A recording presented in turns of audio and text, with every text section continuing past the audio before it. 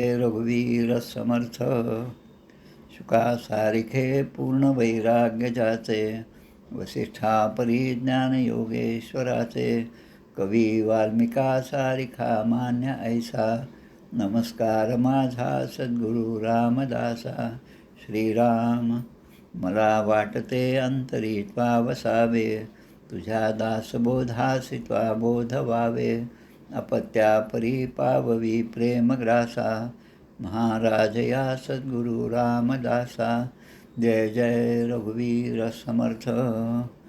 श्रीकृष्ण गोविंद हरे मुरारे हे नाथ नारायण वासुदेव प्रद्युम्न दामोदर विश्वनाथ मुकुंद विष्णुर्भगवन् नमस्ते सच्चिदानंदरूपाय विश्वोत्पत्त्यादिहेतवे तापत्रय विनाशाय श्रीकृष्णाय वयं नमः. कृष्णाय वासुदेवाय हरये परमात्मने प्रणतक्लेशनाशाय गोविंदाय नमो नमः. वसुदेवसुतं देवं कंसचाणूरमर्दनं देवकी परमानन्दं कृष्णं वन्दे जगद्गुरुं. कृष्णकमलपत्राक्षं पुण्यश्रवणकीर्तनं वासुदेवै जगद्योनिं नौमि नारायणं हरिं.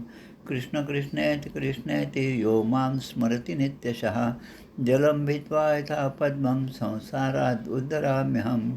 कृष्णाय वासुदेवाय देवकीनन्दनाय च नन्दगोपकुमाराय गोविन्दाय नमो नमः. नमः पङ्कजनाभाय नमः पङ्कजमालिने नमः पङ्कजनेत्राय नमस्ते पङ्कजाङ्ग्रे. गोपाल कृष्ण भगवान की जय. जय जय रघुवीर समर्थ. श्री राम जय जय राम. श्री भगवानुवाच ज्ञानं परमगुह्यं मे यद्विज्ञानसमन्वितं सरहस्यं तदङ्गं च गृहाणगदितं मया. यावानहं यथा भावो यद्रूपगुणकर्मकः तथैव तत्त्वविज्ञानमस्तु ते मदनुग्रहात्. अहमेवासमेवाग्रे नान्यद् यद् सदसत्परं पश्चादहं यदेतच्च यो वशिष्येत सोऽस्म्यहं. ऋतेऽर्थं यत् प्रतीयेत् न प्रतीयेत् चात्मनि तद्विद्यादात्मनो मायां यथा भासो यथा तमः. यथा महान्ति भूतानि भूतेषु चावचेष्वनु प्रविष्टान्यप्रविष्टानि तथा तेषु न तेष्वहम्. एतावदेव जिज्ञास्यं तत्त्वजिज्ञासनात्मनः अन्वयव्यतिरेकाभ्यां यत् स्यात् सर्वत्र सर्वदा. एतन्मतं समातिष्ठ परमेण समाधिना भवान् कल्पविकल्पेषु न विमुह्यति कदाचित्. गोपाल कृष्ण भगवान की जय. एकादश स्कंद अवतरणिका. एकादश स्कंद प्रथमोध्याय यदुवंशाशी शाप होय. जनक योगेश्वर संवाद द्वितीय. नारद सांगे वसुदेवाशी. ब्रह्म माया कर्मयोग तृतीयात. भगवदावतार चतुर्थात. अभक्तांची गती पंचमात. पूजाविधी वर्णिली. परमधामाशी यावे श्रीपती षष्ठात देव प्रार्थिती. यादव प्रभास तीर्था जाती उद्धव एकांती भेटत असे. अवधूतोपाख्यान 7, 8, 9. दत्ताचे गुरुज्ञान अभिनव. 10व्यात वर्णिली सोलिव इह पर भोग असारता. बद्ध मुक्त भक्तलक्षण. एकादशी ते वर्णन. सत्संग महिमा कर्मयोग कथन 12ोध्यायी. हंस सनकोपदेश 13दशात. भक्तियोग ध्यानविधी 14दशात. सिद्धी विभिन्न लक्षण 15दशात. विभूती वर्णन 16. वर्णाश्रम धर्म निरूपण 17व्यात केले कथन. वानप्रस्थ संन्यासी धर्म वर्णन बोलिले 18व्यात. भक्ती ज्ञान साधन वर्णन 19व्यात कथन. 19व्यात कथन. ज्ञान कर्म भक्ती वर्णन 20व्यात बोलिले. गुणदोष व्यवस्था स्वरूप रहस्य त्याचा 21 होय. तत्वसंख्या प्रकृती पुरुष सोय 22व्यात बोलिली. तितिक्षु ब्राह्मण कथा 23 ते तत्वता. सांख्ययोग ज्ञानगाथा 24व्यात बोलिली. त्रिगुणवृत्ती निरूपण 25व्यात केले कथन. पुरुरव्याचे वैराग्य कथन 26व्यात बोलिले. क्रियायोग वर्णन 27व्यात. केले असे निवेदित. निवेदिला परमार्थ 28व्या माझे. भागवत धर्म निरूपण. उद्धव बदरिकाश्रम गमन 29व्यात कथन केले असे. यदुकुळ संहार 30व्यात. श्रीकृष्णावतार शेवट स्वधाम गमन 31व्यात सुरसकथा वर्णिली. गोपाल कृष्ण भगवान की जय. जय जय रघुवीर समर्थ. श्रीराम जय राम.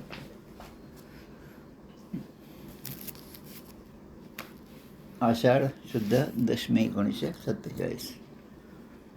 उद्याची पंढरपूरची एकादशी, त्यामुळे दशमी, एकादशी, द्वादशी अशा तिन्ही दिवस आपल्यापैकी बरेच जण रोज गीतेचे 6 अध्याय वाचून या 3 दिवसामध्ये भगवद्गीतेचं पूर्ण पारायण करणारे आहेत, बरेच जण आहेत. त्याचप्रमाणे अखंड दासबोध पारायण या योजनेअंतर्गत समर्थांच्या तिन्ही ग्रंथाचं मनाचे श्लोक, आत्माराम आणि श्रीग्रंथराज दासबोध याचे पारायण करणारे आपण बरेच जण आहात. या सगळ्या ग्रंथाच्या वाचनाने काय होतं, सत्कर्म केल्याने काय होतं, किंवा आपल्या धर्माने सांगितलेल्याप्रमाणे आचरण केलं तर काय होतं, असे अनेक प्रश्न सर्वसाधारण माणसाच्या मनामध्ये असतात. आता ते काय होतं याचा जो अर्थ आहे तो, त्याचं उत्तर जे आहे ते समर्थांनी 5व्या दशकामध्ये 7, 8, 9, 10 या 4 समासामध्ये दिलं आहे. आपल्या ग्रंथराज दासबोध बद्ध, मुमुक्षु, साधक आणि सिद्ध ह्या 4 अवस्था माणसाच्या जीवाच्या असतात. बद्ध लक्षण म्हणजे काय, मुमुक्षु लक्षण म्हणजे काय, साधक कोण आणि सिद्ध कोणाला म्हणावं याचं विवेचन खूप छान प्रकारे समर्थाने केलं आहे. आता हाच अध्याय जो आहे आजचा आपला 11वा अध्याय 11व्या स्कंधामधला, त्यामध्ये बद्ध, मुक्त आणि भक्तजन यांची लक्षणे सांगितलेली आहेत. या परमार्थ क्षेत्रामध्ये काही न्याय आहेत. उदाहरणार्थ शुकनलिका न्याय, त्यानंतर रज्जू सर्प न्याय, शाखा चंद्र न्याय, असे काही न्याय आहेत. न्याय म्हणजे ती एक व्यवस्था आहे, ती काही उदाहरणं आहेत आणि ती उदाहरणं पाहिली की मूळ सिद्धांत आपल्या लक्षात येतो. शुकनलिका न्याय. बऱ्याच जणांच्या घरामध्ये पोपट असतो, पिंजऱ्यामध्ये असतो, तो एका नळीला घट्ट पकडून असतो, त्याला शुकनलिका न्याय म्हणतात. त्या पोपटाला असं वाटतं वारा आला की ती सगळी जे नळी, तो ट्रायंगल असतो तो हलायला लागतो. त्याला आता त्या ठिकाणी स्वतःच्या सुरक्षिततेची भीती वाटायला लागते आणि जो जो भीती वाटायला लागते तो त्या नळीला पकडून ठेवतो. आता हीच गोष्ट जर एखाद्या झाडावर असेल तर तो मुक्त आहे आणि तो उडून जाऊ शकतो. इथे वारा आहे तर तो उडून जाईल आणि दुसरीकडे जिथे शांतता आहे तिथे बसू शकतो. तसं हेच बद्ध आणि मुक्त यांचं लक्षण जे आहे ते समर्थाने आणि या श्रीमद भागवतामध्ये या अध्यायामध्ये सांगितलेलं आहे. रज्जू सर्प न्याय हा सुद्धा एक न्याय आहे. दोरी असते, आपणच टाकलेली असते, दिवसभर तिथे पडली पण आपण काही उचलत नाही. इतर गोष्टीमध्ये आपण खूप व्यस्त असल्यामुळे ती दोरी काही उचलत नाही. म्हणजे आपणच टाकलेली दोरी संध्याकाळच्या संधिप्रकाशामध्ये त्या दोरीचं भान आपण विसरतो. म्हणजे मूळ जे आहे त्याचं भान विसरलं आणि त्या ठिकाणी आपल्याला आरोप करतो कशाचा, तर सापाचा. सर्प अंधारामुळे आणि व्यवस्थित उजेड नसल्यामुळे ती दोरी सापासारखी भासते. आता एकदा मनामध्ये तो साप आपल्या मनामध्ये बसला की मग दोरी आपल्याला ती हलतानासुद्धा दिसते आणि मग ती हलली की आता तो सापच आहे हा निश्चय आपला पक्का होतो. पण जेव्हा दिवे लावतो आपण तेव्हा मग लक्षात येतं की हा आपला भ्रम होता आणि तो भ्रम नाहीसा झाल्याबरोबर ती रज्जू जे आहे त्याचं दर्शन होतं, त्या दोरीचं दर्शन होतं आणि मग तो साप नव्हता आणि मग आपण विनाकारणच घाबरलो. हे जे आहे हेच बद्ध, मुमुक्षु, साधक आणि सिद्ध यांच्या ठिकाणी अशा प्रकारचा व्यवहार आणि अनुभव त्यांना येत असतो. आणि शाखा चंद्र न्याय. आता दूर असलेली गोष्ट कशी दाखवायची, चंद्र कुठे आहे तर आपण सांगतो की ते झाड आहे ना, त्या झाडाची ती फांदी आहे, त्याच्या टोकाशी पहा. ज्या ठिकाणी त्या झाडावरचं फूल आपल्याला दिसतं त्याच्यावर चंद्र आहे. ती लहानशी कोर असते म्हणून एवढं सगळं वर्णन करून सांगावं लागतं. पण पौर्णिमेच्या दिवशी एवढं वर्णन करण्याची गरज नाही. असे अनेक न्याय आहेत. त्यामधलं जे आहे बद्ध आणि मुक्त यांचा संबंध. आता बद्ध कोण आणि मुक्त कोण या ठिकाणी उदाहरण दिलेलं आहे. पहिला श्लोक जो आहे या अध्यायातला, श्री भगवान उवाच बद्धो मुक्त इति व्याख्या गुणतो मे न वस्तुतः गुणस्य माया मूलत्वान न मे मोक्षो न बंधनम. पहिला श्लोक आल्यानंतर मला बऱ्याचदा वाटत होतं हा श्लोक आपण कुठेतरी वाचलेला आहे, पण कुठे वाचला हे लक्षात येत नव्हतं. आता या 8 दिवसामध्ये या समासाचा आणि या अध्यायाचा अभ्यास केला तेव्हा लक्षात आलं की अरे हा जो श्लोक आहे तो समर्थाने आपल्या ग्रंथराज दासबोधामध्ये तो दिलेला आहे.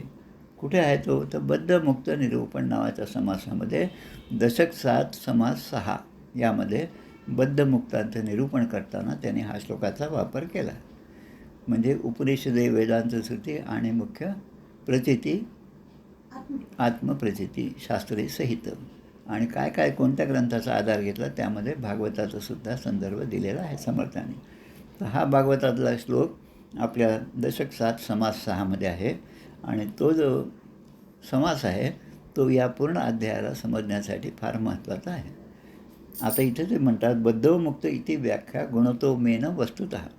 बद्ध आहे, मी बद्ध आहे किंवा मी मुक्त आहे असं ज्याला वाटतं तो सुद्धा गुणांच्या अधीन आहे. म्हणजे आधी गुण आहेत, जसं मूळमाया आहे, मग गुणमाया आहे, गुणक्षोभिणी आहे आणि तिच्यापासून मग सत्व रज तम 3 गुण सुरू झाले. आता सत्व रज तम, सत्व जरी म्हटलं तरी ती बेडी आहे, रज जरी म्हटलं तरी ती बेडी आहे आणि तम म्हटलं तरी ती पायातली बेडी आहे. ती माणसाला अडकवून टाकते. सत्वगुणाचा सुद्धा अभिमान होत जातो माणसाला. पण या सगळ्यांच्या पलीकडे असणारं जे तत्त्व आहे ते भगवंताचं तत्त्व हे फक्त साधक आणि सिद्ध या अवस्थांमध्ये त्याचा अनुभव जीवाला येतो. आणि मग म्हणतात की गुणमायेमुळे हे सगळं आहे. वास्तविक आत्मस्वरूपाला मोक्ष नाही आणि बंधनही नाही. शोकमोह सुखम दुःखम देहापतिश्च मायया स्वप्नो यथात्मनख्याती संस्कृती न वास्तवी. शोक, मोह, सुख, दुःख, देहाची प्राप्ती ह्या सगळ्या गोष्टी ज्या आहेत त्या मायेचाच प्रभाव आहे. मायेच्या कारणानेच हे सगळं आहे. मला दुःख झालं असं मला वाटतं. आता जे तिखट खाल्ल्यानंतर मला खूप त्रास झाला ते दुसरे अगदी आनंदाने खाताना माझ्यासमोरच मला दिसतात. आता वस्तू तीच आहे पण त्याचा परिणाम त्याच्यावर आनंदाचा आहे आणि माझ्यावर त्या ठिकाणी दुःखाचा आहे. म्हणजे तो मला खूप तिखट लागला आपण म्हणतो.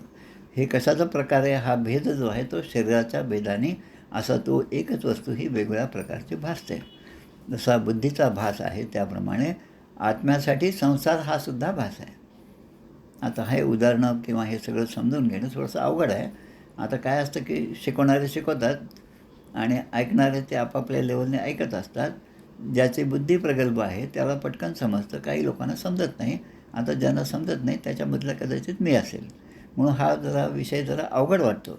जसं विद्या आणि अविद्या या दोन्ही माझ्या शक्ती आहेत. भगवंताच्या विराट स्वरूपाचं वर्णन जेव्हा सुरुवातीला श्रीमद भागवतामध्ये आहे तेव्हा अधर्म जो आहे तो माझ्या पाठीपासून निर्माण झाला आणि छातीपासून धर्म निर्माण झाला असं दिलं. आता अधर्मसुद्धा जर भगवंतापासूनच निर्माण झाला असेल आणि धर्मसुद्धा भगवंतापासूनच निर्माण झाला असेल तर भगवंताने अधर्म का निर्माण केला हा प्रश्न सर्वसाधारणपणे चिकित्सक माणसाच्या मनामध्ये येतो. म्हणजे विद्या असो किंवा अविद्या असो. आता अविद्या कशासाठी आहे? ती अविद्या माणसाला या ठिकाणी गुरफटवून टाकण्यासाठी आहे. त्या दोरीचं ज्ञान नव्हतं म्हणून ते साप भासत होता, ती अविद्या आहे. पण ते ज्ञान झाल्याबरोबर आता ती भीती गेली आणि ती दोरीच आहे हा निश्चय झाला. म्हणून अनादि वस्तू असूनही त्या सगळ्या माझ्या मायेने रचलेल्या आहेत. मोक्ष बंध करी आद्ये मायया मे विनिर्मिते. मायया मे, मे म्हणजे माझ्यापासून निर्माण झालेल्या ह्या दोन्ही आहेत. आणि मग एकाने मोक्ष आहे आणि एकाने बंध आहे. मन एव मनुष्याणाम कारणम बंध मोक्षयो हो. मन हेच आहे की ज्याच्यामुळे जीवाला बंध आहे आणि ज्याच्यामुळे जीवाला मोक्षसुद्धा प्राप्त आहे. आता ते मन जर आपण विषयामध्ये आकृष्ट केलं किंवा ते विषयाकडे धावत गेलं तर त्यामध्ये दुःख आहे. 17व्या अध्यायामध्ये गीतेमध्ये खूप छान श्लोक आहे. सुरुवातीला ते म्हणतात की जे विष आहे ते विष कसं आहे की परिणाम म्हणजे सुरुवातीला जो आहे तो आपल्याला त्याचा खूप कडू असतं. ते जसं औषध आहे खूप कडू आहे पण लहान मुलं घेत नाही म्हणून त्या होमिओपॅथी वगैरेमध्ये त्या औषधाला साखरेचं जे वेष्टण असतं किंवा साखर लावलेली असते. मुलं मग ते आनंदाने घेतात. आजकाल बरीच लहान मुलांची औषधी आहेत ती त्यामध्ये कुठेतरी फळाचा रस वगैरे असं सगळं असतं. ते मुलांनी सहजपणे घ्यावं म्हणून. पण जो परिणामे अमृतोपमम गीतेमध्ये म्हटलं की सुरुवातीला जरी ते कडू असलं तरी त्याचा परिणाम चांगला होतो आणि म्हणून ते औषध आपल्या तब्येतीला, प्रकृतीला परिणामकारक आहे. तसं एकस्यैव ममंशस्य जीवस्यैव महामते बंधोस्या विद्येयाच तथेतरः. बद्ध आणि मुक्त ह्या दोन्हीमध्ये जो भेद आहे तो मी तुला सांगतो. भगवान श्रीकृष्ण उद्धवांना उपदेश करत आहे. हा पूर्ण 11वा स्कंद उद्धवांना केलेला हा उपदेश आहे. अथ बद्धस्य मुक्तस्य वैलक्षण्यम वदामि ते. बद्ध आणि मुक्त यांचे जे लक्षण आहे, ज्यांच्यामधलं जे साम्य आहे आणि किंवा विरुद्ध जो भाग आहे तो मी तुला सांगतो. वदामि ते. विरुद्ध धर्मिणोस्तात स्थितयोर एक धर्मिणी. मुक्त जो आहे तो ईश्वर आनंद स्वरूप आहे आणि ईश्वरच या सगळ्या सृष्टीचा नियंता आहे आणि आपण त्याच्या अधीन आहोत हे ज्याला समजतं तो मुक्त आहे. मग त्याला बंधनाबद्दल काहीच वाटत नाही. पण बद्ध जीव जो आहे तो मात्र शोकग्रस्त आहे. मी बांधला गेलो असं ज्याला नेहमी वाटतं तो खरोखरच बांधल्यासारखा असतो. हस्त बांधिजे ऊर्णतंते लोभे मृत्यू भ्रमराते ऐसा जो प्रपंचे गुंते तो एक मूर्ख. हस्त बांधिजे ऊर्णतंते. आता हत्ती जो आहे कितीतरी शक्ती त्याच्या अंगी असते, त्या शक्तीचा त्याला विसर पडतो आणि ऊर्णतंते. ऊर्ण म्हणजे जो कोळी आहे, कीटक आहे, त्याचं जे जाळं आहे त्या जाळे पाहिल्याबरोबर मी आता या जाळ्यात अडकलो असा मनामध्ये विचार आल्याबरोबर त्या भीतीने स्वतःच्या शक्तीचा त्याला विसर होतो. आता बद्ध आणि मुक्त यामध्ये हाच फरक आहे. वास्तविक आपण सर्व त्या परमेश्वराचे लेकरं आहोत. त्याच्या परमात्म्याच्या अंशापासून आपण निर्माण झालो आहोत. आपण म्हणजे आपला आत्मा जो आहे तो त्याचा अंश आहे. आता या शरीरामध्ये भगवंताने प्रवेश केला आत्मरूपाने आणि म्हणून त्या आत्म्याच्या साक्षीने हे शरीर सगळे कार्य करत असते. आता त्या आत्म्याच्या साक्षीत्वाने सगळं कार्य होत असतं. पण आपण म्हणतो की ते माझ्याकडून झालं, माझ्या इंद्रियाने केलं, मला ते चांगलं वाटलं नाही, मला ते अजिबात आवडलं नाही. हे जे आहे ते सगळे देहबुद्धीला धरून असलेल्या प्रतिक्रिया आहेत आणि देहबुद्धीने असणाऱ्या ज्या प्रतिक्रिया आहेत त्या सगळ्या बंधनालाच कारण आहेत. पण देवाचे इच्छेने वर्तावे, देव करीच ते मानावे, मग सहजची स्वभावे कृपाळू देव. प्रत्येक गोष्ट ही देवाच्या इच्छेने होते.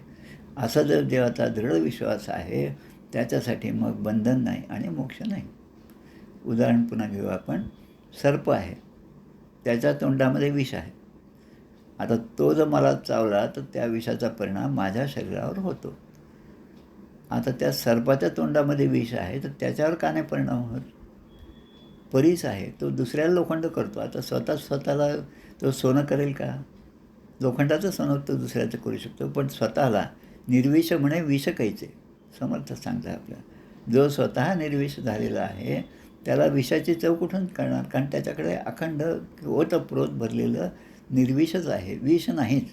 किंबहुना ते नाहीच असं त्याला वाटतं. सूर्याच्या ठिकाणी अंधाराचा अनुभव सूर्याला कधीच येत नाही. खूप छान गोष्ट आहे ती सांगण्यासारखी, पण त्याच्यात खूप वेळ जाईल म्हणून सांगत नाही त्या ठिकाणी. म्हणून आता इथं सांगतात सुपर्णा वैतो सदृश्यो सखायौ यदृच्छयैतौ कृतनीडौच वृक्षे. नीड म्हणजे घरटं. पक्षी जे आहे ते वृक्ष म्हणजे वृक्षावर, अधिकरण सप्तमी विभक्ती. वृक्ष, त्या वृक्षावर एक पक्षी त्या ठिकाणी आपलं घरटं बांधतं आणि त्यावर तो राहत असतो. आता दुसरा पण एक पक्षी त्याच याच्यावर आहे. तर एक पक्षी जो आहे तो त्याचा जो म्हणजे जीव आहे, जीवाचं प्रतिनिधित्व करतं आणि दुसरा पक्षी जो आहे तो परमात्म्याचं प्रतिनिधित्व करतं. आता ह्या दुसऱ्या पक्षाच्या ठिकाणी आपण हा जो भक्तजन आहे, जो मुक्त आहे त्याची कल्पना करूया. आता हे दोन पक्षी जवळजवळ आहेत, एकाच झाडाच्या वेगवेगळ्या फांद्यावर आहेत. आता त्यांच्यामध्ये कर्माच्या फळांचा उपभोग, त्यापैकी जीव जो आहे तो कर्माच्या फळाचा उपभोग घेतो. सत्कर्म असेल तर सुखाने त्या ठिकाणी राहतो. काही वाईट कर्म पूर्वीचे असतील तर ते त्याला भोगावे लागतात आणि त्यामध्ये दुसरा काही शॉर्टकट नाही. आता जो फळांचा उपभोग घेत नाही तो स्वतःला व दुसऱ्या जीवालाही जाणतो. जो फळाचा उपभोग घेत नाही, कर्म केलं आणि सोडून दिलं. एक गोष्ट छान सांगतात आमच्या संस्कृतमध्ये, ज्या गोष्टी असतात त्या इतक्या लहान लहान असतात आणि खूप बोधप्रद अशा गोष्टी असतात. एक साधू नदीमध्ये जातात आणि हीच गोष्ट आमच्या श्रीधर स्वामींच्या पुस्तकामध्ये सुद्धा, त्यांच्या चरित्रामध्ये सुद्धा आलेली आहे. तो साधू जे आहेत ते पाण्यामध्ये प्रवेश करतात आणि ज्या ठिकाणी ते स्नान करतात, अर्घ्य देतात, त्या ठिकाणी एक विंचू वाहत येतो आणि त्या विंचवाला ते साधू आपल्या हाताने पकडतात आणि त्या किनाऱ्यावर आणून सोडतात. हा वाहत चालला आहे, आता याला कुठेतरी नीट राहायला जागा म्हणून त्या मातीवर आणून सोडतात. पुन्हा ते आपापल्या अन्निकामध्ये लागतात. पुन्हा तोच विंचू पुन्हा येतो. पुन्हा ते बाहेर नेऊन सोडतात. आता त्या विंचवाचा गुण काय आहे की त्याला कोणी धरलं की त्याला चावायचं. साधूचा गुण काय आहे की जो वाहत असेल त्याला आपण बुडू द्यायचं नाही. आता साधू त्याच्या स्वभावाप्रमाणे वागत आहे, विंचू हा त्याच्या स्वभावाप्रमाणे वागत आहे. आता तिसरा माणूस जो आहे तो मात्र हे फक्त पाहत आहे. मग तुम्ही असं का करता? तर म्हणतो ते अशीच गोष्ट आमचे सुनीलदादा त्यांच्या प्रवचनात सांगायचे, कुत्ता जाने और चमडी जाने. म्हणजे आमचे कबीर जे आहेत ते कबीर इतके सुंदर दिसायला होते. एका बाजेवर बसून ते इतरांना उपदेश करीत होते. त्यावेळेस एक कुत्रा आला, त्यांच्या पायांच्या पिंढऱ्याला तो चावायला लागला. आता लोकांचं लक्ष त्यांच्या उपदेशाकडे कमी होतं आणि त्यांच्याकडे जास्त होतं की आपल्या गुरुजींना त्रास होत आहे म्हणून ते म्हणतात कुत्ता देखो, कुत्ता देखो. ते म्हणतात कुत्ता जाने और चमडी जाने. तो कुत्रं जे आहे ते माझ्या देहाला चावत आहे. ज्या काही यातना असतील त्या देहाला आहेत, पण आत्मा म्हणून जे परमेश्वराचा अंश मी आहे त्याला मात्र सुख नाही आणि दुःखही नाही. असे जे असतात ते खरे मुक्त आहेत, ते खरे भक्तजन आहेत. आता या ठिकाणी व्याख्या केली आहे बद्ध आणि नित्यमुक्त. आत्मानमन्यम च वेद विद्वान, की स्वप्नातून जागे झालेला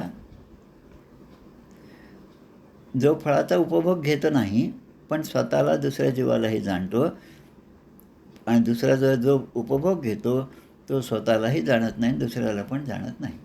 म्हणजे या ठिकाणी आपण जे कमवलेलं आहे त्याचा उपभोग तो स्वतःच घेतो, दुसऱ्यासाठी तो अजिबात खर्च करत नाही. आणि दुसरा जो आहे तो ज्याच्याकडे जे काय असेल, पुढे आपल्याला येणार आहे ही कथा, परंती देवाची कथा, की त्याच्याकडे असलेला जे काय स्वतः उपाशी, पत्नी उपाशी, मुलं उपाशी, तरी अतिथी आल्यावर त्याच्यासाठी तो काही घास काढून ठेवतो, त्यांना देतो. पुन्हा घास तोंडात टाकायचं तोपर्यंत दुसरा एक जण येतो. म्हणजे त्यांची ती परीक्षाच भगवंत पाहत असतात. आणि सगळ्या परीक्षांमध्ये जे असे भक्तजन असतात ते त्यामधनं उत्तीर्ण होतात. यो अविद्ययायुग सतु नित्यबद्धो विद्यामयो य सतु नित्यमुक्तः. अज्ञानी मनुष्याला आपला म्हणजेच आत्म्याचा शरीराशी काही संबंध नाही.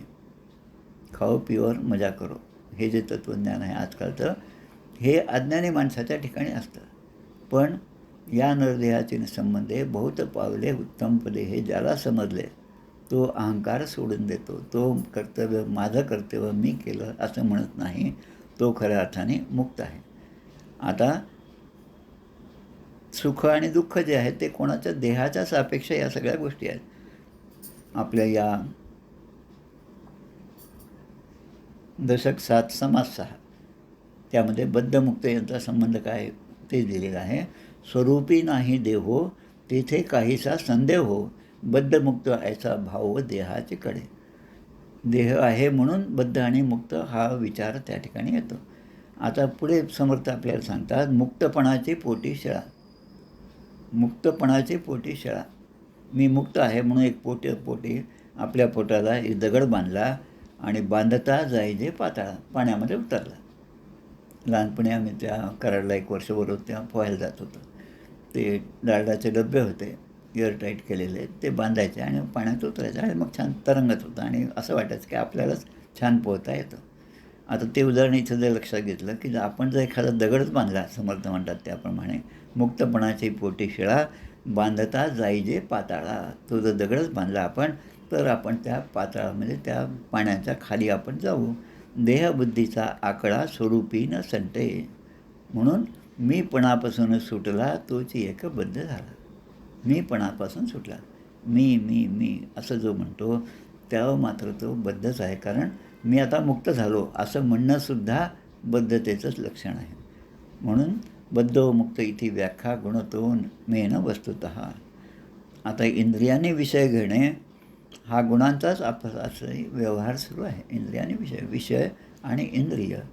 कारण इंद्रिय जे आहे ते तेवढ्यासाठीच निर्माण झाले, कारण हे बाहेरचे जे विषय आहेत त्यांचा आस्वाद त्या जीवाने, त्या शरीराने घ्यावा. आणि हा त्यामध्ये किती गुरफटतो हे भगवंत आपल्या साक्षीभावाने पाहत असतात. पण ज्याने आधीच ठरवलेलं असतं की आपण मुक्तच आहोत, हा जन्म म्हणजे आता आपण मुक्त झालोच आहे आणि मागच्या कित्येक जन्माचं आपलं पुण्य आहे ते पदरी आहे. म्हणून स्वामी विवेकानंद म्हणतात, मागच्या 40 जन्माचं पुण्य ब्रह्मचर्य व्रताचं पालन मी केलं आणि माझ्यासारखा दुसरा नरेंद्र असला, विवेकानंद असला तर मी काय केलं हे त्याच्याच फक्त लक्षात येईल, असं ते छातीठोकपणे सांगू शकतात. आता प्रारब्धाच्या अधीन असणाऱ्या शरीरात इंद्रियांकडून कर्म घडत असतात आणि मग माणूस म्हणतो मी कर्म करतो. असा मी कर्म करतो दैवाधीने शरीर अस्मिन गुणभावेन कर्मणा वर्तमानो अबुधस्तत्र कर्तास्म इति निबध्यते. अज्ञानी माणूस त्या संसार बंधनामध्ये अडकून जातो. पण जो ज्ञानी असतो, जो विरक्त असतो, तो कसा असतो ते सांगतात. 3 श्लोकामध्ये सांगितलं आहे. त्याचं झोपणं असेल, बसणं असेल, हिंडणं असेल, फिरणं असणं, स्नान करणं असं, स्पर्श करणे, वास घेणे, खाणे पिणे, तो दिसतो आपल्यासारखाच. सगळ्या क्रिया आपल्यासारख्याच तो करत असतो. याबद्दलसुद्धा एक खूप छान गोष्ट आहे. एका मुमुक्षू जीवाला सद्गुरूच्या भेटीची तळमळ निर्माण झाली. आता त्याला मार्ग दाखवण्यासाठी एका संतांची भेट झाली आणि त्याने त्याला सांगितलं की तू अमक्या अमक्या गावामध्ये जा आणि हे घर आहे ते नाव विचार आणि त्यांच्या घरामध्ये गेल्यानंतर तुला त्यांची भेट होईल आणि ते तुला अनुग्रह देतील. आता जसं सांगितलं त्याप्रमाणे तो त्या ठिकाणी जाऊन पोचला. गावातही पोचला, नाव विचारलं, ते घरही सापडलं, दारे उघडलं. आतमध्ये गृहस्थ चांगले 50, 60, 70 वर्षाचे असलेले ते पण दिसले. आता हे मला अनुग्रह देणार आहे, त्यांच्याकडून मला अनुग्रह होणार आहे याच्या आनंदात तो आता आतमध्ये गेला. आता ते जे समोरचे गृहस्थ होते त्यांना याने सांगितलं की मला आपल्याकडून अनुग्रह पाहिजे. आता जे तत्त्वज्ञानी आहेत, ज्ञानी आहेत, त्यांना आधीच समजतं आलेला माणूस कोणत्या उद्देशाने आलेला आहे. ते त्याला म्हणतात ठीक आहे, बस मग आपण चर्चा करू. आता त्या गृहस्थाच्या अंगाखांद्यावर त्याची नातवंड खेळत होते. 2 मुलं आहेत, हाताशी एखादा मुलगा आहे, नातू आहे. आता ते म्हणतात की तुला आता ब्रह्मज्ञानाचा उपदेश पाहिजे, तर तो देण्यासाठी मला या मुलांपासून मुक्त झालं पाहिजे.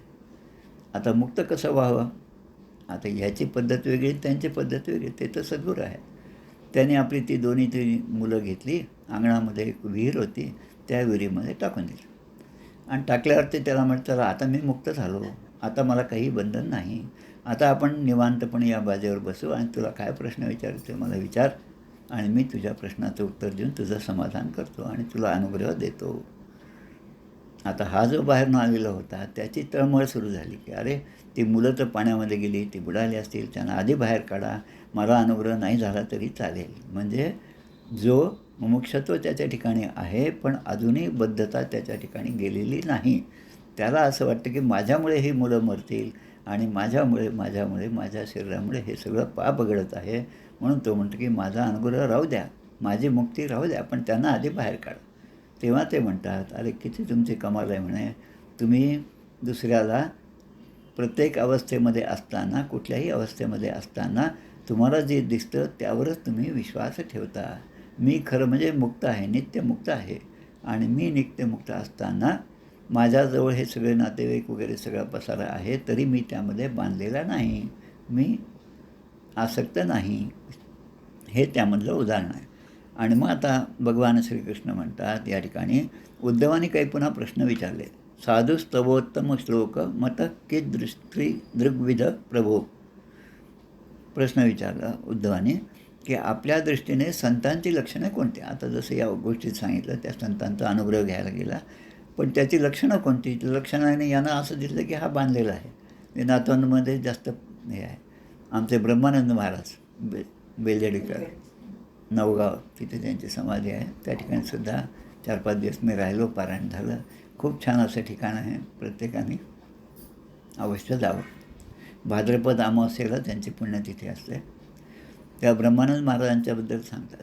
त्यांना प्रेम जे होतं तिरुपती बालाजीचं आणि बालाजीने त्यांना व्यंकटापूरच्या बालाजीने त्यांना आदेश दिला की तू त्या याला जा, इंदोरला जा. आणि इंदोरला तुझ्या सद्गुरूंची भेट होईल आणि ते तुला अनुग्रह देतील. त्याप्रमाणे हे जाऊन पोचले. आता इंदोरला ज्या दामल्यांच्याकडे हे गेले, अर्थात त्यांचं घरही त्यांना माहीत नव्हतं, पण ते असं म्हणाले, म्हणजे मंदिरात भेट झाली आणि ते दामले त्यांना म्हणतात, चला आपण महाराजांच्याकडे जाऊ. कोण महाराज? म्हणजे गोंदवलेकर महाराज या ठिकाणी उतरले. तर त्यांच्याकडे ते जातात.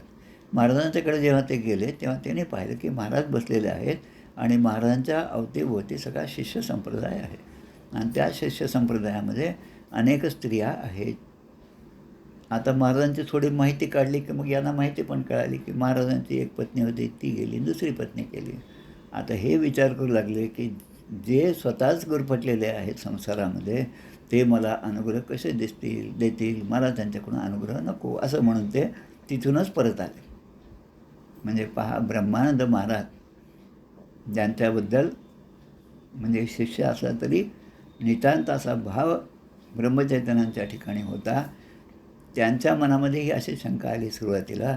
आणि मग नंतर पुन्हा त्या ठिकाणी गेल्यानंतर नरसोबाच्या वडील गेल्यानंतर दत्ताने पुन्हा दृष्टांत दिला, अरे पुन्हा जा, तेच तुला अनुग्रह देणार. आणि असा त्यांचा अनुग्रह झाला. म्हणजे जी बाहेरची अवस्था असेल, जी प्रपंचामध्ये आपल्याला दिसणारी ज्या ज्या गोष्टी असतील त्या बंधनकारक आहेत असंच नाही, त्या मोक्षाला सुद्धा मदत करणाऱ्या आहेत. पण ती साधूची लक्षणे आपल्याला ओळखू आली पाहिजेत, असा प्रश्न या ठिकाणी उद्धवाने विचारला. आपण चराचराचे स्वामी आहात, त्यामुळे सगळे देव, सत्यादी लोक म्हणजे सगळे लोक आणि चराचर जग जे आहे, विश्व जे आहे, त्याचे आपण स्वामी आहात. आणि त्यामुळे आणि मी आपल्या शरणागत आहे, आपल्याला शरण आलेलं आहे. आता माझी चिंता वाहणे हे तुमचंच काम आहे. त्यामुळे आपण मला मार्गदर्शन करावं, कारण स्वेच्छेने आपण हा अवतार धारण केलेला आहे. भगवान श्रीकृष्ण म्हणतात, कृपालुर अकृत द्रोह अस्ति तिक्षु सर्वदेहिनाम सत्यसारो अनवद्यात्मा समसर्वोपकारकाही. माझा भक्त म्हणजे कसा आहे, त्याच्या म्हणजे माझ्या कृपेचीच ती खूण आहे. माझा भक्त म्हणजे तो कोणत्याही प्राण्यांविषयी वैरभाव बाळगत नाही. जसं त्याने तो विंचू पुन्हा पुन्हा बाहेर काढून टाकला, वैरभाव नाही. आणि तो नेहमी प्रसन्न राहतो, त्याचं चित्त नेहमी प्रसन्न असतं. आणि सत्य हेच त्याच्या जीवनाचा सार आहे. तो सगळ्यांवर समदर्शी आहे आणि प्रत्येकावरच उपकार करणारा आहे. कामी निकामी लोका बरे पाहे, समर्थ सांगतात. समर्थांच्या चरित्रामधल्या अनेक गोष्टी अशा ठिकाणी आहेत की चोर जरी आला, कल्याण स्वामीने त्या चोरांना पकडलं, समर्थ म्हणतात त्यांना दंड करू नकोस, त्यांना माझ्याकडे आण. आणि समर्थांनी त्यांच्यावर सगळं आपलं जे कोठार आहे, धान्याचं कोठार आहे, ते सांभाळण्याची जबाबदारी त्यांच्याकडे दिली. तसं कामी निकामी लोका बरे पाहे. आता तो जो आहे त्याची बुद्धी कलुषित होत नाही. कुठल्याही कामनेमुळे अशा भक्ताची बुद्धी कलुषित होत नाही. तो संयमी असतो आणि गोड स्वभावाचा असतो. काहीतरी जास्तीचं मिळवावं, संग्रह करावा अशी बुद्धी त्याच्या ठिकाणी नसते. तो जरुरीपुरतेच खातो आणि पितो. करपात्रीचे महाराज, खातो आणि पितो शब्द आला की मला आठवणच येते, करपात्रीचे महाराज. शांत असतो, स्वधर्माचरणामध्ये त्याची बुद्धी स्थिर असते. म्हणजे स्वधर्माचरणापासून कधीही तो मार्ग भटकत नाही आणि तो अखंड मलाच शरण असतो आणि आत्मचिंतनामध्ये तो मग्न असतो. आता या ठिकाणी दिले, अप्रपत्तो गभीरात्मा धृतिमानजित षड्गुण अमानी मानज कल्पो मैत्र कारुणिक कवीही. तो कसा असतो, तो सावध असतो, निर्विकार असतो आणि धैर्यवान असतो. सावध आहे, अखंड सावधान असावे, दुश्चित कदापि नसावे. तो निर्विकार आहे. निर्विकार म्हणजे कुठल्याही गोष्टीमुळे याच्या मनामध्ये विकार निर्माण होत नाही. समोर काही झालं तर त्याची प्रतिक्रिया जेव्हा आपण ताबडतोब देतो, म्हणजे माझ्या मनामध्ये तो विकार निर्माण झाला. दुसरा मला बोलला की तो असा कसा बोलला म्हणून मी लगेच त्याला प्रत्युत्तर दिलं, तर मग तो विकार, त्याच्या मनात जो राग आहे तो माझ्या मनामध्ये आला. तर जो 6 विकार देहाचे, ते कोणते? तहान, भूक, शोक, मोह, जरा आणि मृत्यू.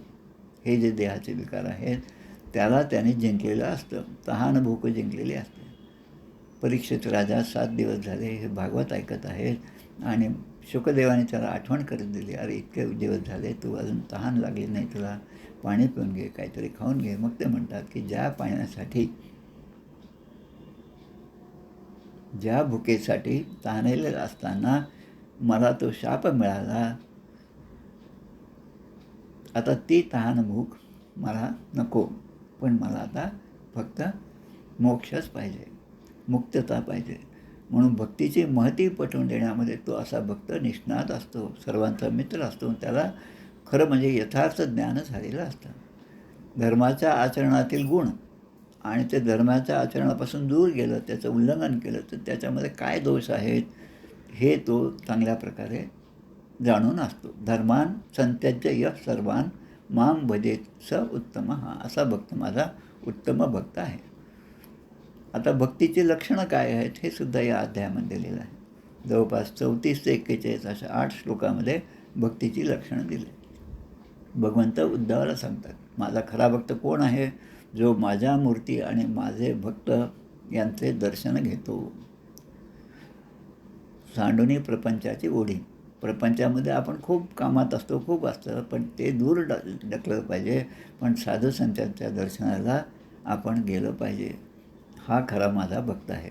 दर्शन, स्पर्श, पूजा, सेवा, स्तुती आणि वंदन.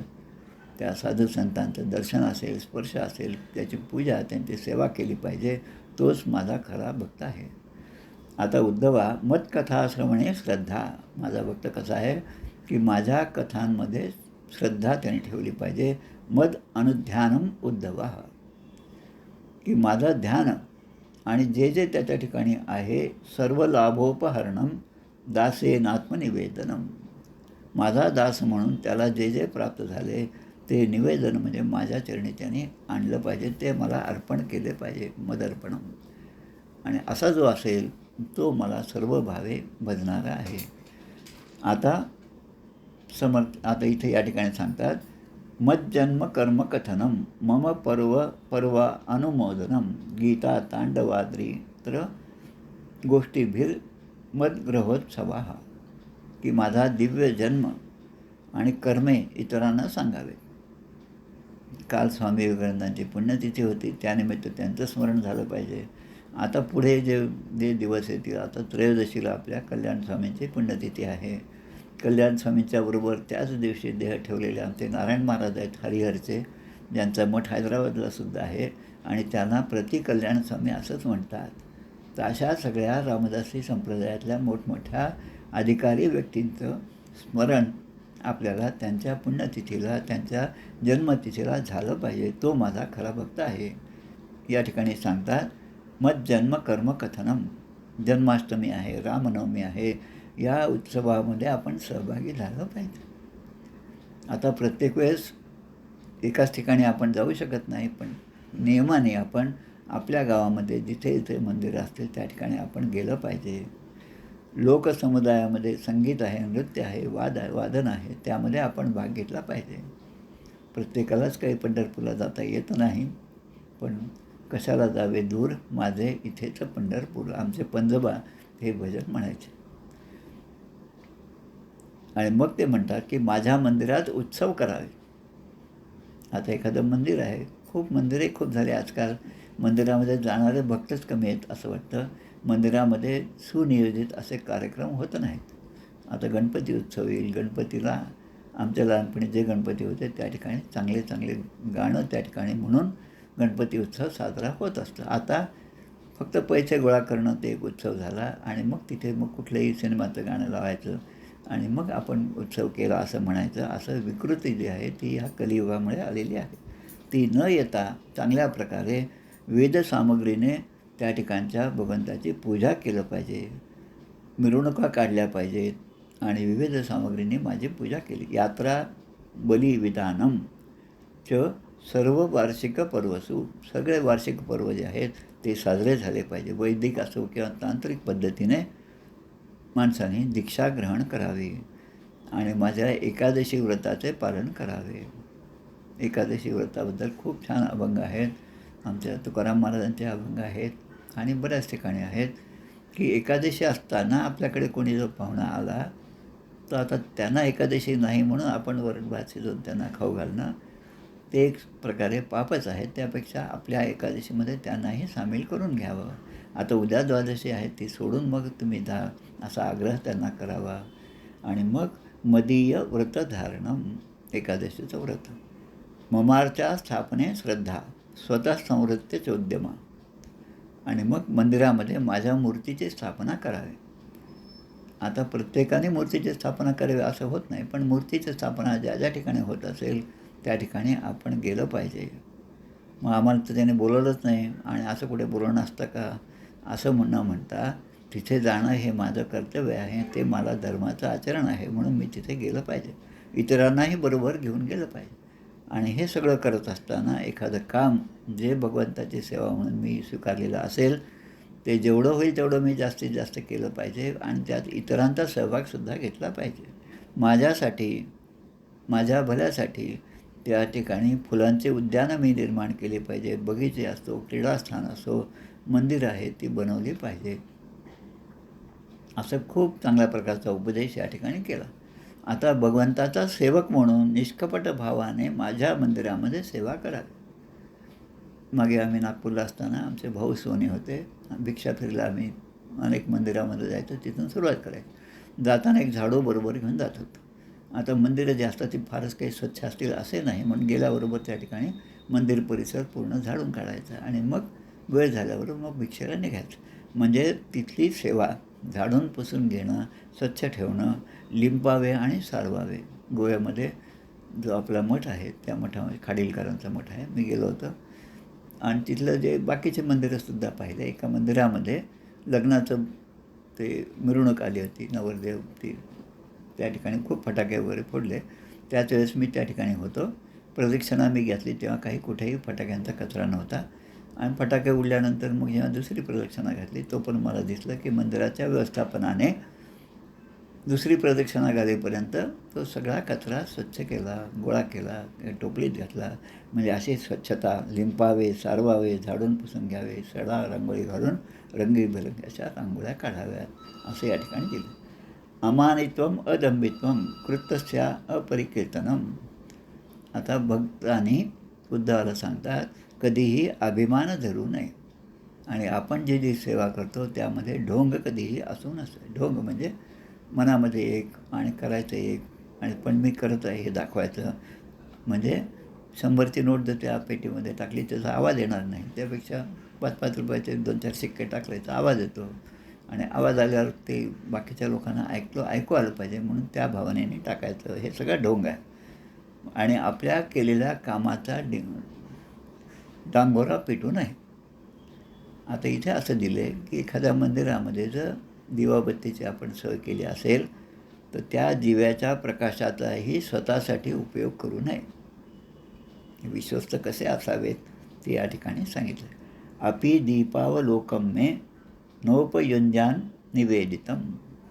म्हणजे आता आपणच तिथे सगळे दिवे लावले, पंखे लावले, तर मग आता काय घरचे इलेक्ट्रिसिटी वाचवायची म्हणून आपण जिथे पंखे दिले ज्या मंदिरात तिथेच जाऊन दुपारच्या वेळेस आपण जर आराम करू लागलो तर हे सुद्धा योग्य नाही.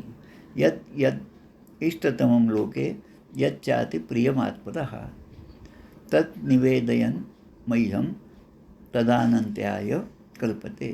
जगामध्ये जी जी वस्तू असेल जी मला सगळ्यात प्रिय आहे, सगळ्यात चांगली वाटत असेल ती मला अर्पण करावी. तिरुपती बालाजीला आपण जातो तेव्हा मोठी हुंडी असते, त्यामध्ये अनेक लोक त्या ठिकाणी आपापल्या चीजवस्तू टाकत असतात. म्हणजे ज्याचं जे मला जास्त प्रिय आहे ते मी भगवंताला अर्पण केलं पाहिजे आणि ते केल्यामुळे ती वस्तू अनंतपटीने मला फळ देणार आहे. आता या ठिकाणी भगवंताने उद्धवांना आपल्या पूजेची ठिकाणं सांगितली. सूर्य अग्नी ब्राह्मणो गावो वैष्णवः खम मरुज्जलम भूरात्मा सर्वभूतानी भद्रम पूजा पदानी मे. उद्धवा, माझी पूजा करायची असेल तर जे स्थानं आहेत पूजेची ते 11 स्थानं या ठिकाणी सांगितले.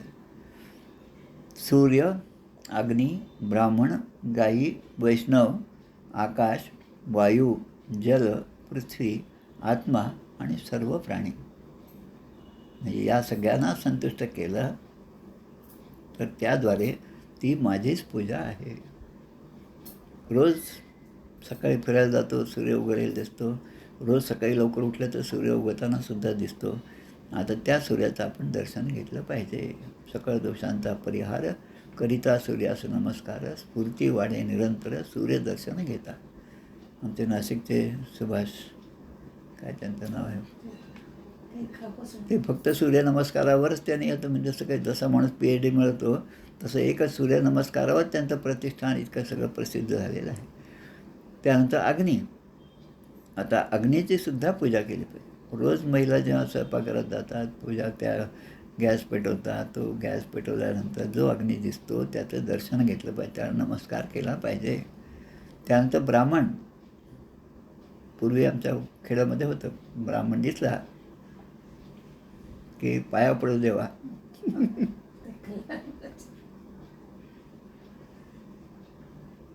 आणि ते ब्राह्मण म्हणायचे कल्याण. त्यानंतर गायी असतील, गाईज असतील, त्या गाईचं दर्शन घेतले पाहिजे. गावागावामध्ये आजकाल गोशाळा निर्माण झालेल्या आहेत.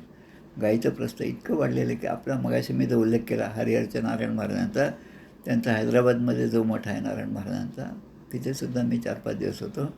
त्या नारायण महाराजांच्या मठामध्ये 5,000-5,500 गायी आहेत त्या ठिकाणी. त्यानंतर अपोलो हॉस्पिटलला माझ्या सुनेबरोबर मी गेलो, तिथे 8-10 दिवस माझा मुक्काम होता तिच्या ट्रेनिंगमध्ये. तेव्हा तिथल्या एका मंदिरात गेलो, तेव्हा त्या ब्राह्मणाला प्रश्न पडला, त्याला कोणीतरी सांगितलं होतं की गाईला तुम्ही की 100 गाईंना तुम्ही असं असं हे द्या, चारा वगैरे नेऊन द्या. मग त्यांना प्रश्न पडला आणि त्याने मी जरा जवळीक काढल्यामुळे माझ्याशी ते बोलले. तेव्हा मी सांगितलं की या मठात जा, या मठामध्ये तुमची सगळी व्यवस्था होईल आणि तुम्ही ते अर्पण करू शकता. तर त्या गाईंना आपण हे दिलं पाहिजे. आता एकादशी असेल तर मग आता मला एकादशी आहे, मग घरच्या पोळ्या कालच्या कोण खाईल म्हणून गाईला दिलं तर ते सुद्धा पाप आहे. वैष्णव पथमेळा हे जे राजस्थानमध्ये आहे, मुलुक पीठाधीश्वर, त्यांचं ठिकाण खूप छान प्रकारे गाईची सगळी व्यवस्था आहे.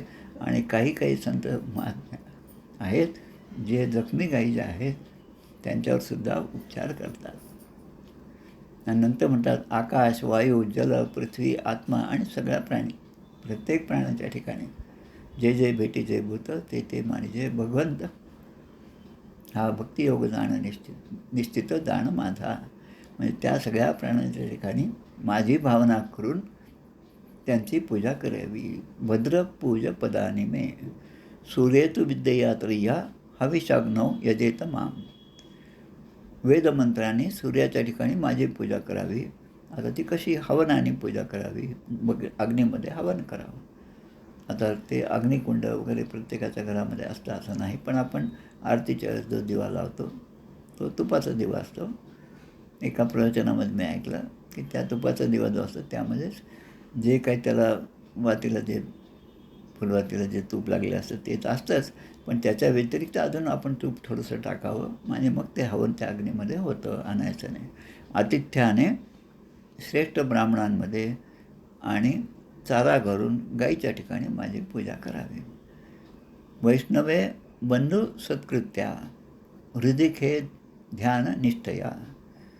विष्णू भक्ताला भाऊ समजून त्याचा आदर करावा. वैष्णवे बंधू सत्कृत्या. विष्णू भक्त, भगवंताचा भक्त, साधू संत, एखादा चांगला सत्प्रवृत्ती अशी व्यक्ती भेटली तर त्याला आपला भाऊ म्हणजे आपलं त्याच्याशी नातं प्रेम जोडलं पाहिजे, त्याचा आदर केला पाहिजे. ध्यान लावून हृदयाकाशामध्ये माझी पूजा करावी आणि मुख्य प्राण समजून वायूमध्ये आणि फुले इत्यादी वाहून पाण्यामध्ये माझी आराधना करावी. नदीमध्ये जेव्हा जातो आपण पाहतो बऱ्याच ठिकाणी, त्या ठिकाणी नदीची पूजा होते, विशेषतः आमच्या हरिद्वारला, ऋषिकेशला आणि आपल्याकडे सुद्धा गंगेची आरती असते, गोदावरीची आरती असते. त्यामध्ये आपण पाहतो की त्या देवीची पूजा करतात. आता कल्याण स्वामींची पुण्यतिथी आता आहेच, त्यामुळे ती एक आठवण आली. आमचे अण्णाबुवा कालगावकर हे त्यावेळेस त्या ठिकाणी पारायणाला होते, डोमगावच्या समाधीच्या तिथे. आणि त्यांच्या मनामध्ये आलं की या ठिकाणी जो असलेला कल्याण स्वामींच्या हस्ताक्षरातली दासबोध आहे तो आपण वाचावा आणि त्या मूळ दासबोधातून आपलं वाचन व्हावं. पण तिथले जे काय मठपती असतील, जे काय अधिकारी असतील, त्यांनी त्याला नकार दिला. रात्री असं झालं की त्या नदीला उरमुडी नाही काय आपली श्रमहरणी सीना नदीला भरपूर पाणी आलं, पूर आला. आता ते मंदिरसुद्धा पाण्यात जातं काय अशी अवस्था झाली. तेव्हा त्याने सांगितलं त्याप्रमाणे त्या नदीची ओटी भरली आणि हळूहळू ते पाणी ओसरलं. रात्रीच त्या बाईंना दृष्टांत झाला की त्यांनी जे पोथी मागितलेली आहे, जो ग्रंथराज दासबोध मागितला तो त्यांना द्या. रंगीत प्रत जी आहे कल्याण स्वामीच्या हस्ताक्षराची, आणि त्याचं त्याने पारायण त्या ठिकाणी केलं.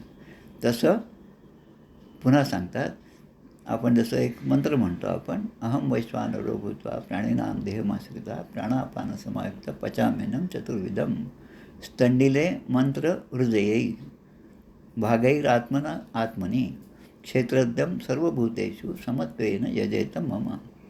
रहस्यमय मंत्राने वेदीवर पूजा करावी, यज्ञाच्या वेदीवर पूजा करावी. आपण घेत असलेले भोग जे आहेत ते घेत असताना उदरभरण नो हे जाणीजे यज्ञ कर्म, आणि म्हणून सांगितलेलं आहे, परस्थळी बहुभोजन करी तो एक मूर्ख. अशी भावना करून विषय सेवन करावे, विषयाचं सेवन करावे. संपदा मिळवूनही भोगावी सावकाश, समर्थ लागल्यात सांगतात. सगळं मिळवावं त्यामध्ये कोणाचं काही नाही, पण सावकाश म्हणजे त्याचा उपयोग, विनियोग जो आहे तो दुसऱ्यांसाठी केला पाहिजे. आणि मग म्हणतात सगळ्या प्राण्यांच्या ठिकाणी मीच आहे म्हणून समभावाने प्रत्येकाशी वागलं पाहिजे. आता पुढे म्हणतात, युक्तम चतुर्भुजम शांतम ध्यायेन अर्चेत समाहितः. काय की भगवंताच्या ठिकाणी शंख चक्र गदा पद्म धारण केलेले माझेच शांत स्वरूप, चतुर्भुज रूप मनात आणून त्याप्रमाणे एकाग्र होऊन माझी पूजा करावी. गोरठ्याचा मठ आहे आमच्या दासगडू महाराजांचं त्या ठिकाणी समाधी, वस्त्र समाधी.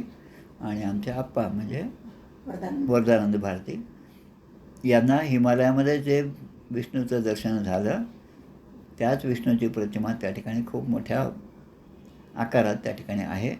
फोटोच आहे तो त्या ठिकाणी. खूप छान असं शांत त्या ठिकाणी वाटतं. आणि तिथेसुद्धा रोज सकाळी सगळेजण त्या ठिकाणी जमतात उपासनेसाठी. अशा ठिकाणी मन मात्र एकाग्र होतं. आणि इष्टापूर्तेन मामेवम यो यजेत समाहिता लभते मयी सद्भक्तिम मत्स्मृती ही साधू सेवया. म्हणून समाजाच्या उपयोगी ज्या ज्या गोष्टी असतील, धर्मार्थ दवाखाना असेल, धर्मशाळा असेल, काही विहिरी असेल, आमच्या अहिल्याबाई होळकरांनी अनेक ठिकाणी असा उद्धार केला. अपूर्त कर्मे असं करून माझीच तो पूजा करतो आणि श्रेष्ठ भक्त म्हणून तो पदवी प्राप्त करतो. प्रायण भक्तियोगेन सत्संगेन विनोद्धव. आता म्हणतात उद्धवा, सत्संग आणि भक्तियोग या दोन साधनांव्यतिरिक्त या संसारामध्ये पार करून जाण्यासाठी दुसरं साधन नाही. म्हणून संतांचे श्रेष्ठ आश्रयस्थान जे आहे ते मीच आहे. आणि म्हणून ते संत जसे मला शरण आले तसं तू सुद्धा माझ्या ठिकाणी सगळ्या तुझ्या वृत्ती ज्या आहेत त्या ठेवून माझ्या चरणी तू आपला सगळा भाव अर्पण कर. तू माझा प्रिय सेवक आहे, हितेच्छू आहेस आणि जवळचा आहेस आणि हे सगळं ऐकण्यासाठी इच्छुक आहेस. आणि म्हणून मी तुला परमगोपनीय असं रहस्य सांगणार आहे. आता इथं परमंगुह्यम शृण्वतो यदुनंदन आणि त्वं मे वृत्य सुख सुरत सखा. आणि म्हणून मी तुला या सगळ्या गुज गोष्टी तुला सांगत आहे. आता पुढच्या अध्यायामध्ये सत्संगाचा महिमा काय, कर्मानुष्ठान म्हणजे काय आणि कर्मत्यागाची रीत काय हे आपल्याला आता पुढच्या अध्यायामध्ये ऐकायचं आहे. गोपाळ कृष्ण भगवान की जय. जय जय रघुवीर समर्थ.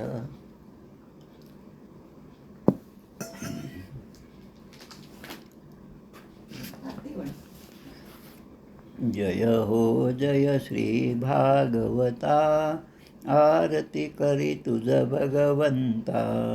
श्री शुक मुनीने परम भक्तीने नाना परीने गायले जा हरिचरिता. आरती करी तुझ भगवंता. वेद तरुचे मधुर फळ स्वादुरसे जे सोज्वळ. आत्माराम मुनी अचळ सेवुनी करीती जन सफळ. महापर्वणी आली अवनी की अगहरणी भवजल तरणी ती पतिता. आरती करी तुझ भगवंता. येथे व्यासांची वाणी सार्थक हरिगुण गावोनी. शास्त्र पुराणी मुकुटमणी परमा प्रेमामृत जननी.